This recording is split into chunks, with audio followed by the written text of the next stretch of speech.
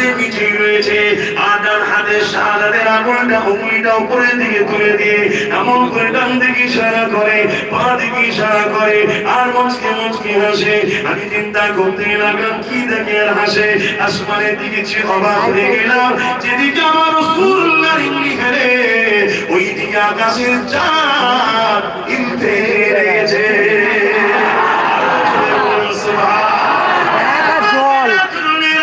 এই সম্বন্ধে আরেকটা আয়াত আছে। আল্লাহ নবী বললেন, হযরত হালিমা রাদিয়াল্লাহু তাআলা বেটি হযরত সুলাইমা খুদুর বলতে লাগে, আমি বাচ্চা মুহাম্মদ রাসূলকে নিয়ে কোলে করে যখন পূর্ণিমা রাতে যখন বাইরে বেরোলাম, আমার মুহাম্মদ রাসূল কোলে রয়েছে।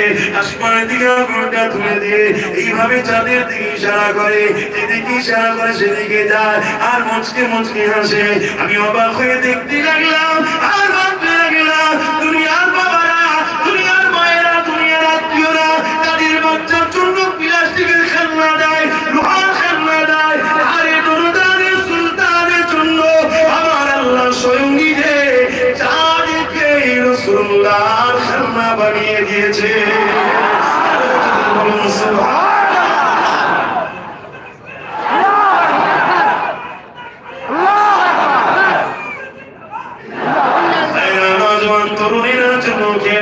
আমার রাসূলের পাক সাল্লাল্লাহু আলাইহি ওয়াসাল্লামের নূর মুবারক থেকে দুই চারটি আল্লাহ সৃষ্টি করেছে।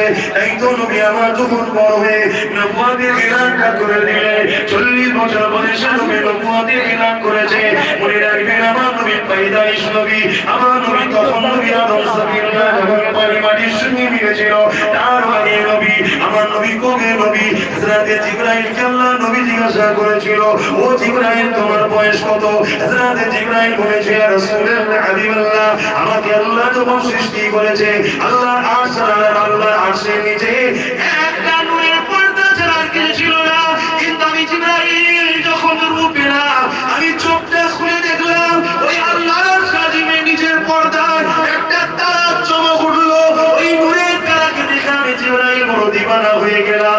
এত সুন্দর সে আলোর নূর ছিল, আমি দেখার জন্য তামান্না করতে লাগলাম। 70,000 বছর অপেক্ষা করলাম, তারপর আবার একবার চমকে উঠলো, আবার দেখার জন্য দিওয়ানা হয়ে গেলাম। 70,000 বছর পর আবার একবার চমকালো, ইয়া রাসূলুল্লাহ,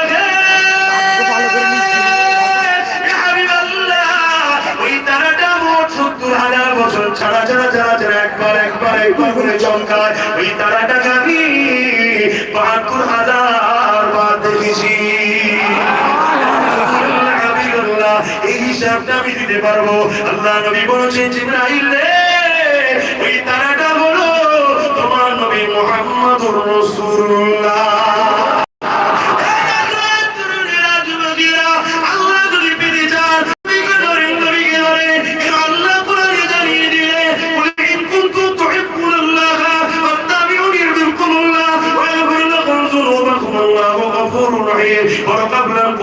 फरमाइए, आप फरमाइए, रसूल को फरमाने के लिए खुदा ने फरमा रहा है, फरमाइए, इन कुंतुम तुहिब्बुनल्लाह, जो शख्स कहते मैं रब तआला को मोहब्बत करता हूं, इन लोगों का दावा भी सच है, तो फत्तबिउनी, पहले आपको इत्तिबा करना होगा, आपको फॉलो करना होगा, यानी मोहम्मद रसूल को पहले इत्तिबा करना होगा, मोहम्मद रसूल को पहले फॉलो करना होगा।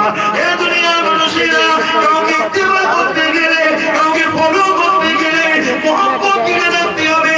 लिहाजा फत्तबिउनी के अंदर प्यार छुपा हुआ है, माना ये जाहिर हुआ, फत्तबिउनी मोहब्बत के साथ नबी को अगर कोई मान ले, खुदा ने फरमाया युहिब्बुकुमुल्लाह, আমি আল্লাহ তাকে ভালোবেসে নেব।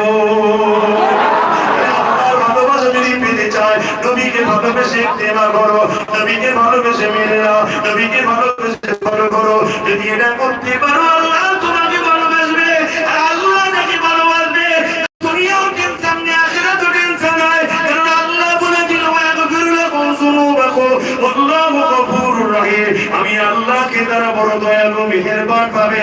তাদের জীবনে যা গুনাহ হয়েছে আমি আল্লাহ সব মাফ করে দেব। সুবহানাল্লাহ। সাহাবা হুজুরদের বিষয়ে নবী আলোচনা করতে নিষেধ করেছে, শিক্ষার জন্য বলছি, হুজুর ভুল হলে ক্ষমা করবেন।